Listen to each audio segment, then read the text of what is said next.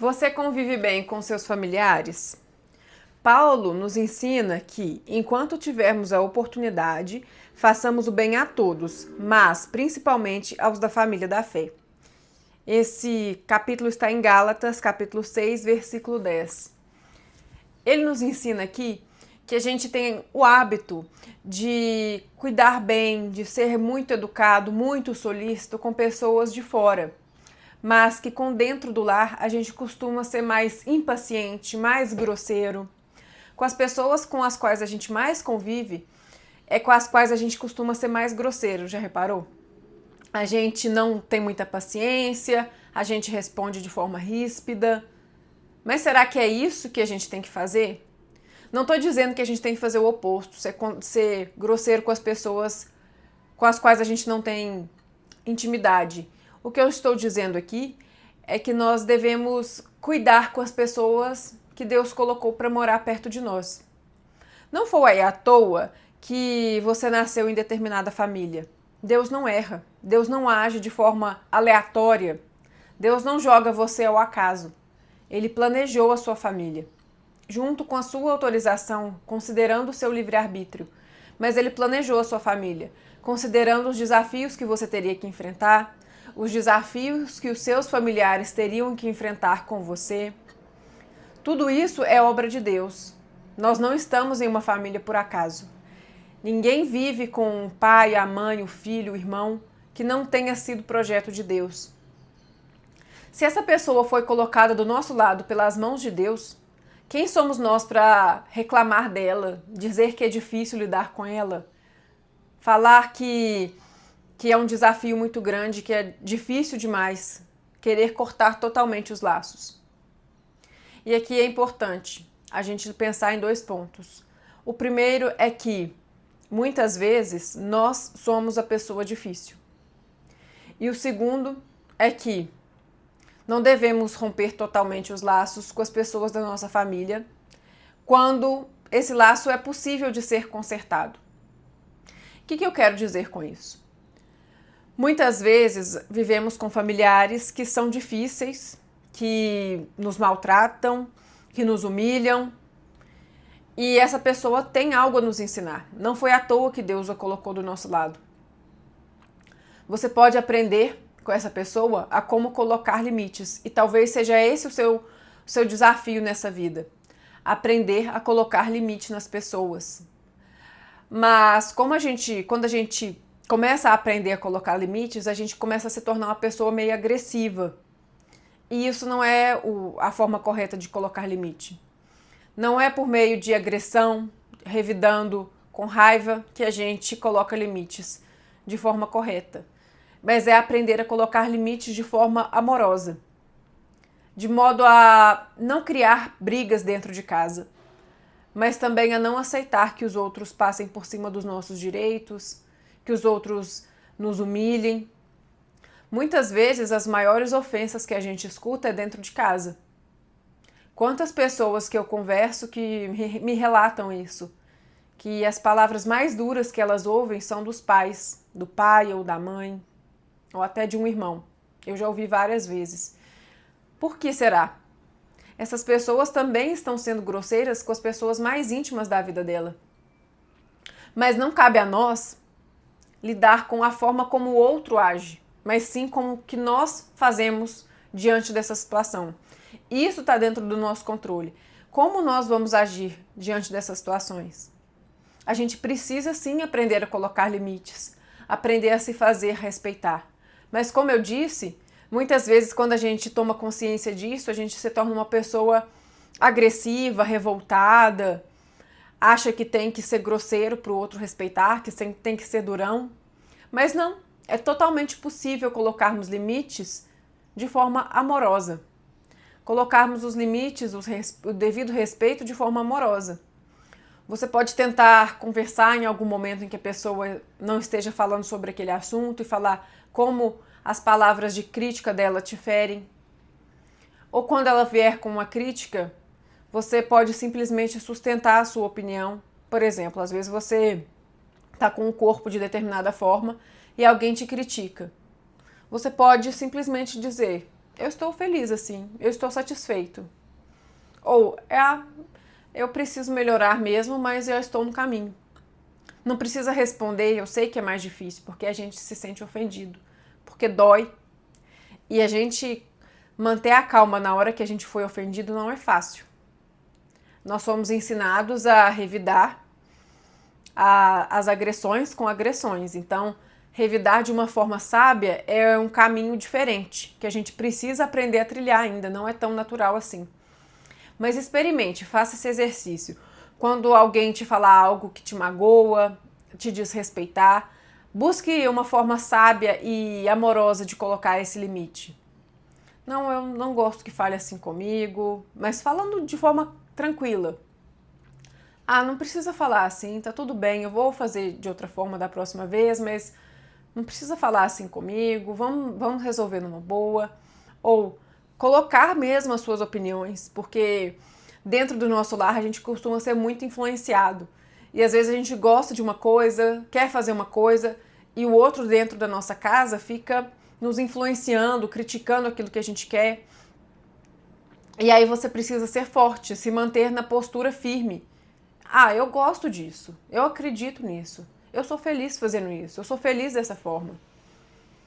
Ah, não gostei de tal coisa que você fez, você agiu mal, a pessoa te criticando. Você fala, você analisa, sim, eu posso ter agido mal, eu vou buscar ser melhor. Tente sempre responder dessa forma e não atacando. Ah, você também age assim, você também faz tal coisa, ah, eu aprendi isso com você. Porque isso só gera mais problemas. E as famílias que Deus colocou, que Deus reuniu aqui, que Deus arranjou, Ele fez tudo combinando da forma certa, não foi em vão. Foi porque a gente realmente precisa aprender algo com essas pessoas, por mais que elas sejam difíceis. Elas são, sim, muito difíceis, muitas vezes. E a gente tem que se perguntar se às vezes não é a gente que é a pessoa difícil, se não é a gente que está criando dificuldade dentro do lar, se não é a gente essa pessoa crítica, que coloca o nosso irmão sempre para baixo, que desfaz de tudo que ele faz, que ele pensa, que ele sente, que diminui o pensamento dele, o sentimento dele. Será que nós não somos essa pessoa? Nós não somos a pessoa que cria problemas, que explode fácil, que não tem paciência com nada? Porque aí também tem um grande indício sobre o que precisamos melhorar. Tá vendo como a nossa família é uma grande lição? Tanto sobre o que devemos aprender sobre o amor em relação ao outro, com relação também ao que o outro nos ensina, de como nós devemos agir, de como o que há de falha em nós que precisa ser cuidado. Como eu disse aqui no começo, a gente não deve buscar se afastar da nossa família simplesmente porque o outro é difícil. A nossa família é um arranjo de Deus. Mas aqui eu faço um parênteses.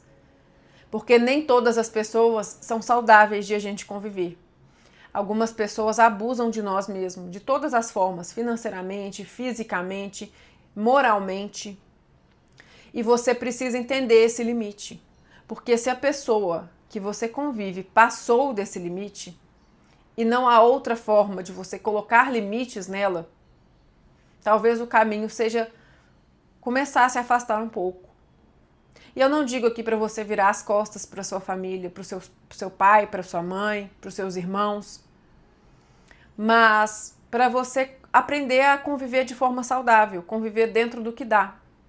Eu ouço muitas pessoas falando que fazem isso atualmente com suas famílias, que têm pais ou mães muito difíceis de conviver, pessoas explosivas, brigam muito fácil, ou pessoas que criticam muito. E sabe o que elas fazem? Elas convivem de uma forma saudável.